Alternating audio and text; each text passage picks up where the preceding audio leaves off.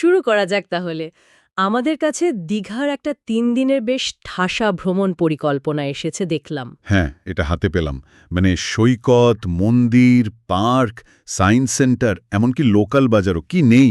ঠিক, সবই ঢোকানোর চেষ্টা আর কি। তো আজকের আলোচনায় আমরা এই যে বিস্তারিত প্ল্যানটা এর ভেতরের মূল আকর্ষণগুলো একটু খুঁজে দেখব।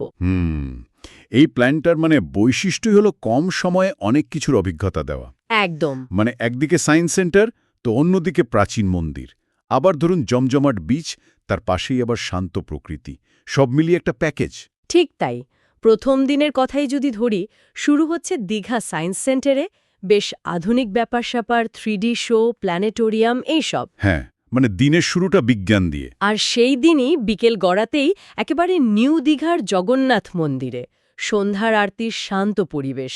বেশ একটা কন্ট্রাস্ট, তাই না? অবশ্যই প্রথম দিনটাতেই এই বিজ্ঞান মনস্কতা আর আধ্যাত্মিকতার একটা মানে অদ্ভুত মিশ্রণ। এর সাথে আবার অমরাবতী পার্কের ওই বোটিং বা কেবল কার, ওখান থেকে পুরো শহরটা দেখা যায়।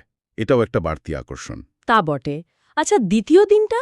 ওটা তো মনে হচ্ছে পুরোটাই সমুদ্রের জন্য রাখা। হ্যাঁ, এক কথায় বিচ হপিং ডে বলা যেতে পারে। ভোরবেলা নিউ দীঘা বিচে সূর্যোদয় দেখা দিয়ে শুরু, তারপর কাছেই চন্দনেশ্বর মন্দির দর্শন। বেশ একটা গ্রামীণ শান্ত পরিবেশ। ঠিক। আর তারপরই অ্যাকশন শুরু, উদয়পুর বিচ। হ্যাঁ, ওই এটিভি বাইক চালানো, কাঁকড়া ভাজা, এগুলো তো এখন খুব চলে। চলে মানে? উদয়পুরের ওটাই তো মেন আকর্ষণ এখনকার দিনে। আর এটা তো উড়িষ্যা বর্ডারের কাছে, তাই ওখানকার সি ফুডের স্বাদটাও পাওয়া যায়। সেটা একটা ভালো পয়েন্ট। এখানেই কিন্তু শেষ নয়, বিতেলে আবার শঙ্করপুর। হ্যাঁ, শঙ্করপুর ফিশিং হারবার, ওটা আবার অন্যরকম, একটু নিরিবিলি। আর দিনের একদম শেষে ওল্ড দীঘার পাথুরে সৈকতে সূর্যাস্ত দেখা। মানে একদিনে ৪-৪টে বিচ।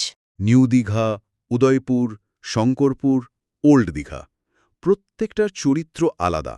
এই প্ল্যানটা আসলে বিভিন্ন ধরনের উপকূলীয় অভিজ্ঞতার একটা স্যাম্পলিং করার সুযোগ দিচ্ছে। কিন্তু এতগুলো জায়গা একদিনে কতটা উপভোগ করা যাবে? সেটাই প্রশ্ন। হয়তো খুব দৌড়ের ওপর হবে। মানে প্রত্যেকটা জায়গায় জাস্ট ছুঁয়ে যাওয়া আর কি। গভীরভাবে দেখার সুযোগ হয়তো কম। হুম। হয়তো পরিকল্পনার উদ্দেশ্যই ছিল দীঘার উপকূলীয় বৈচিত্র্যটা এক ঝলকে দেখানো। হতে পারে। আচ্ছা, তৃতীয় দিনটা? তৃতীয় দিনটা তুলনামূলকভাবে একটু হালকা মনে হলো। হ্যাঁ। তাজপুর সৈকতে লাল কাঁকড়া দেখা, এটা কিন্তু দীঘার চেনা ভিড় থেকে একটু দূরে। এই তাজপুরকে রাখাটা বেশ ইন্টারেস্টিং। মানে এটা বোঝাচ্ছে যে প্ল্যানটা শুধু পপুলার ট্যুরিস্ট স্পটেই আটকে নেই, একটু অন্যরকম, একটু শান্ত পরিবেশের দিকেও নজর দেওয়া হয়েছে। ঠিক, একটা ব্যালেন্স করার চেষ্টা। একদম। আর একদম শেষে ফেরার আগে দীঘার লোকাল মার্কেট। হ্যাঁ, ওই ঝিনুকের কাজ বা ধরুন শুকনো মাছ, দীঘা টিপিক্যাল সুভিনিয়ার্স। শেষ বেলার কেনাকাটার জন্য ভালো অপশন। আর স্থানীয় বাজার ঘোরার মধ্যে দিয়ে ওখানকার লাইফস্টাইলটাও একটু বোঝা যায়। এটাও তো ভ্রমণেরই একটা অংশ। হ্যাঁ, আর কিছু জরুরি টিপসও দেওয়া আছে দেখলাম, যেমন সকাল বিকেল সমুদ্রের ধারে যাওয়া, ওটা তো মাস্ট। জল, হালকা খাবার সঙ্গে রাখা, ছাতা, সানগ্লাস, সানস্ক্রিন, এগুলো তো বেসিক। বেসিক হলেও খুব জরুরি। দীঘার আবহাওয়ায়, বিশেষ করে গরমকালে বা বর্ষার আগে, এগুলো ছাড়া খুব মুশকিল। আরামদায়ক ভ্রমণের জন্য এগুলো লাজাম। তাহলে সব মিলিয়ে দেখলে এই ৩ দিনের প্ল্যানটা দীঘার একটা মাল্টি ডাইমেনশনাল ছবি দিচ্ছে।